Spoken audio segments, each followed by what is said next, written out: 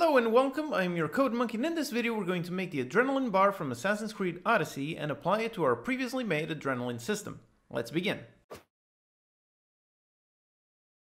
Okay, so here's the scene. I have my player Spartan character and I can move him around, and there are some enemies that I can attack. I can also dodge their attacks when they attack me, and I have an adrenaline bar that is currently only visible through this dot, which tells me that I have a bar filled, and if the bar is filled, I can use a special ability, which is the Spartan kick. So just like that, if I have the bar, I can use it. If I don't, then I can't use it. Adrenaline is gained per each attack, per each successful dodge, and per each enemy killed. So in a previous video, we created the adrenaline system, but as you saw, we can only display if we have at least one bar filled. So currently we cannot see the progress of the current bar being filled, nor how many total bars have actually been filled. So we want to create a visual bar to show the progress of our adrenaline system. So let's set up the visual UI bar. Over here in the editor, let's go into the UI, into the canvas, and let's create a new game object, and we're going to name this the adrenaline window. Inside, let's make a simple bar, which will be our template that we're going to duplicate to create as many bars as we need. So inside, let's make a new empty game object, and here let's call it bar template. Inside, let's add another empty game object for our bar background. Give it a image component, and let's set it to fill the parent object. So just like that, everything on 0. Okay. So this way, by modifying the parent size, I modify the size of the actual bar background. So now inside, duplicate the background, set it the bar filled. Let's give it a yellow color, like that. And let's give it the white pixel texture. We need to set texture in order to access the image type. So in here we can go from simple and select filled, select horizontal, and from the left side. And this way we have a nice fill amount value that we can change to change how our bar is filled. So let's change the background to be a dark gray, and yep, that's our bar template. So with this setup, it is very simple to modify how much of the bar is filled, and by changing the value of the parent, we can also modify the actual size of the bar. Okay, so this is our template. Now let's make the script to control it. So let's make a new C# script, and let's name this the adrenaline window. Drag it onto our window game object, and let's open it. So in the script, first of all, let's do a private void awake on our awake. Let's grab a reference to our bar template. So in here, make a private transform for the bar template.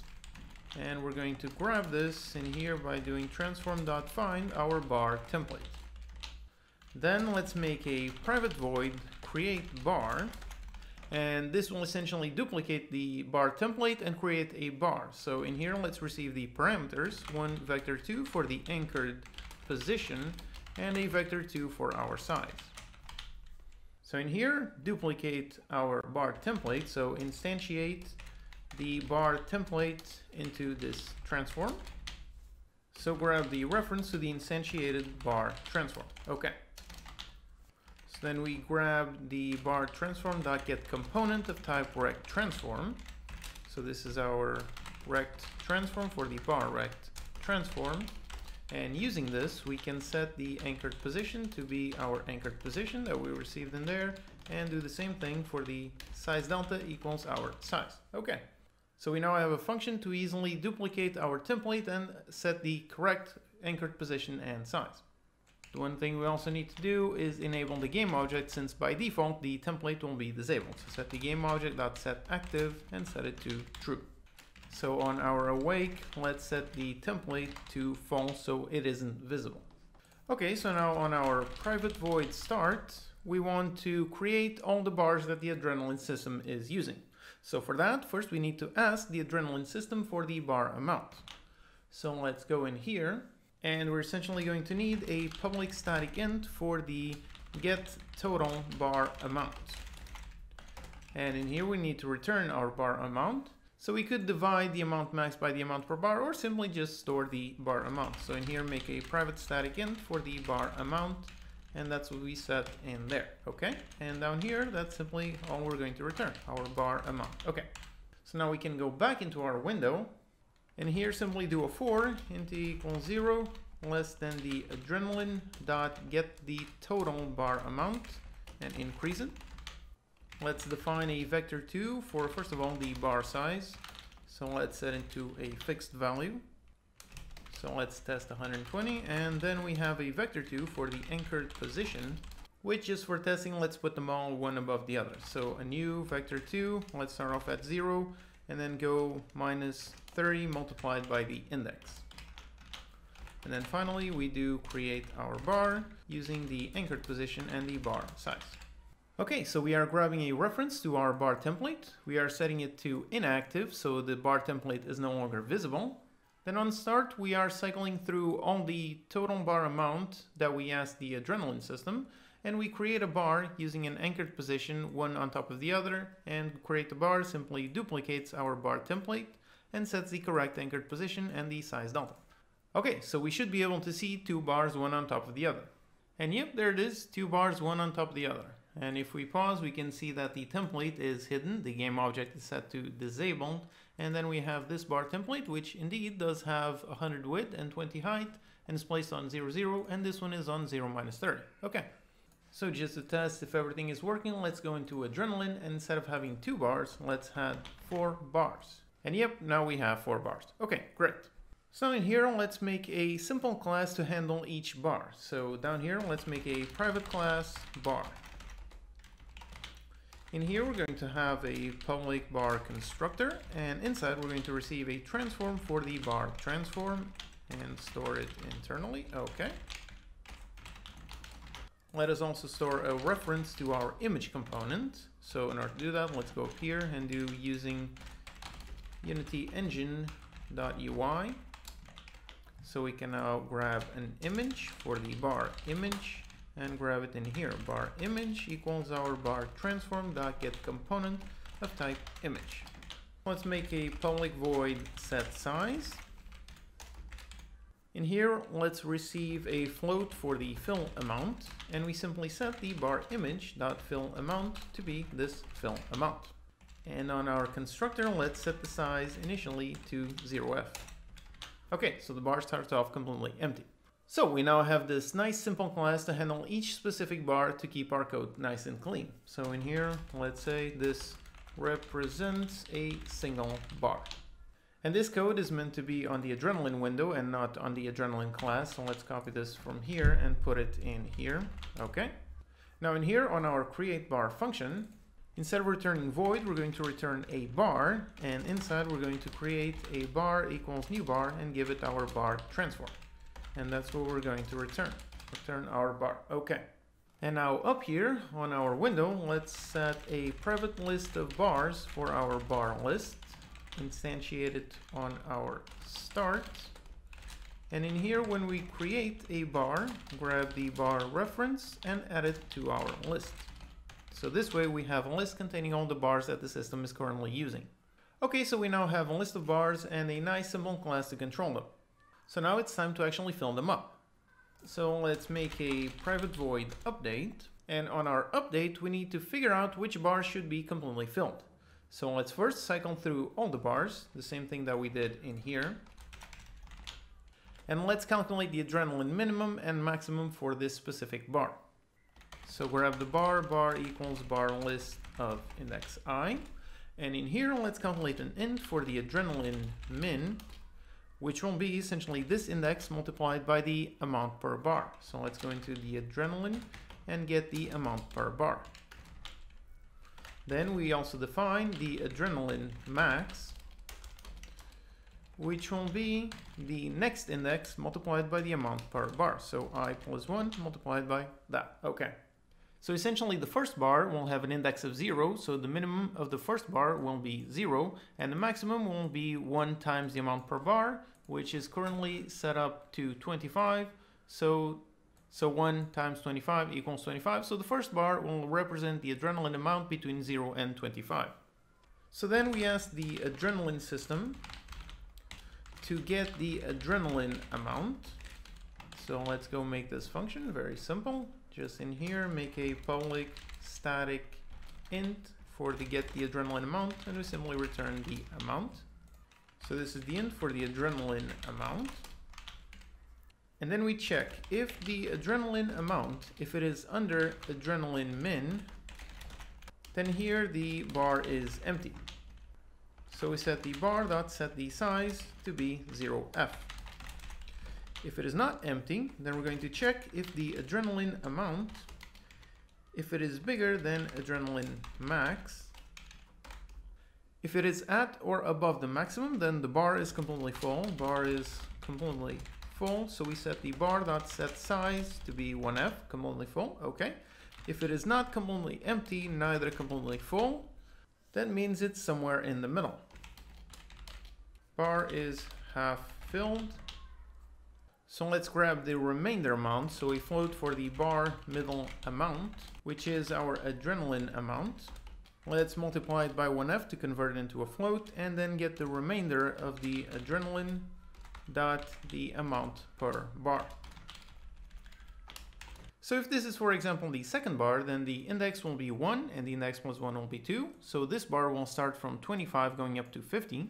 So if the adrenaline amount is under 25, then the bar is empty. If it is above 50, then the bar is completely full. If it is neither, then we take the adrenaline amount, which let's say it's at 40. So we have 40 divided by the remainder of the amount per bar, which is 25, which gives us 15. So using that, we can go into the bar dot set the size to be the bar middle amount divided by the adrenaline dot amount per bar. All right, so that should do it. Let's test, and we should be able to see the bars being filled. Okay, here I am, and there are the bars. They are all completely empty. Now if I attack the enemy, yep, the first bar is filling up. Now it is almost full. So now let me hit another enemy, and yep, that one is completely full. And you can see the icon that says I have adrenaline. Now if I spend it by pressing E to do a kick, and yep, the bar was spent, and now another one is spent, and now I have no adrenaline. So I can attack them all and fill up all of my bars. So let's go, all 4 of them are filled. So now I use the kick, and yep, spent one, and spent another one, and another one, and another one, and I can't do any more. Okay, great. So the logic for our bars is completely working. So with the logic working, let's polish it up a bit. So first, let's set up some color. So down here, when we are setting the size, let's set the bar image.color and change the color based on the size. If it is completely filled, it will be a bright yellow. If not, it will be a darker yellow. So in here, if the fill amount, if it is bigger than or equal to 1, then the bar is completely filled. So we return the complete yellow. So let's grab that hex value. So in here, this is our hex value. Let's grab it. And here, go into the utils class, which is part of the CodeMonkey utilities that you can grab for free from unitycodemonkey.com. So using the codemonkey.utils, I just have a function there to get the color from the string, and I give it that hexadecimal string, which is the pure yellow. And if it is not completely full, then let's grab another different yellow type. So a bit darker, grab it, and that's what we're going to use. Okay, so if the bar is completely filled, a nice yellow. If it is not completely filled, a darker yellow. So let's test. Okay, here I am, and if I hit, yep, we got a dark yellow, and when it's completely full, you got a bright yellow. Okay, great. So now let's add a background as a container for all of our bars. So on the editor, in here, let's make a new empty. This will be the background for the window. So add the image component and give it a very dark gray. Okay. So let's center it somewhere down here and give it a wider width. Okay, so in code, we're going to make sure that whatever number of bars we get, they all fit inside of this space. So over here on our start, let's define a float for the bar padding, which will be the space in between bars. So let's try with 5. Then a float for the total bar width, which will be on our transform.find the background and get the component type rect transform dot size delta dot x. And let's also have a vector2 for the starting position, which will be a new vector2. We're going to have 0 on the y, and now on the x, essentially we're going to have minus total bar width divided by 2f. And finally, we need a float for the per bar width. This is the total bar width minus the bar padding multiplied by the get total bar amount from the adrenalin system. Then the whole thing divided by the number of bars. And let's also define the bar size down here and set it to the per bar width and then a height of 20. Okay. So now in here, when defining the anchored position, let's set it on the starting position, which is somewhere on the left side, and then we add a vector 2. On the y, it will be at 0, and on the x, we're going to essentially multiply the index by the per bar width plus the bar padding. If we didn't have the padding, the bars would simply be exactly connected to each other. Like this, there's a little breathing room. So let's see it in action and see if all 4 bars are correctly positioned within the size of our background. One last thing is we need to set the anchor to be on the left side of the bar, so the bar goes from there. Okay. And yep, they appear to be correct, although they are not on top, so let's fix the Y. And here for the starting position, let's set it to the anchored position of the background plus our offset of going to the left side. So this way the Y should be correct. And yep, we got all 4 bars correctly displaying within the size. Let's just increase the padding in the starting position and then everything is working. Okay, and yep, there we have 4 bars all occupying the size of the background. So by modifying the size, we can modify how the bars are placed. And as you can see, they are all filling up correctly. When one is completely filled, the other one starts, and so on. Everything is filled, and I can use it, and I can spend the bars, and yep, everything works perfectly. So let's test reducing the size. Instead of 800, let's put it 400, so much smaller, and see if it's correct. And yep, still all bars occupying the correct size. Okay. Now let's increase it again, and on our adrenaline system, instead of having 4 bars, let's have 5 bars. And yep, we now have 5 bars occupying that same space, and again, I can now use the bars, and they all still work perfectly fine, exactly as previously.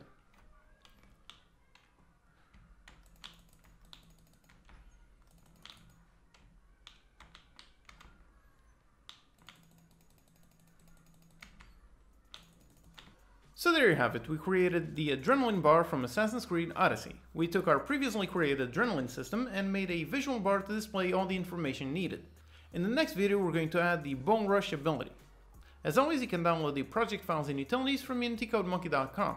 If you have any questions, post them in the comments and I'll do my best to answer them. Subscribe for more videos and I'll see you next time.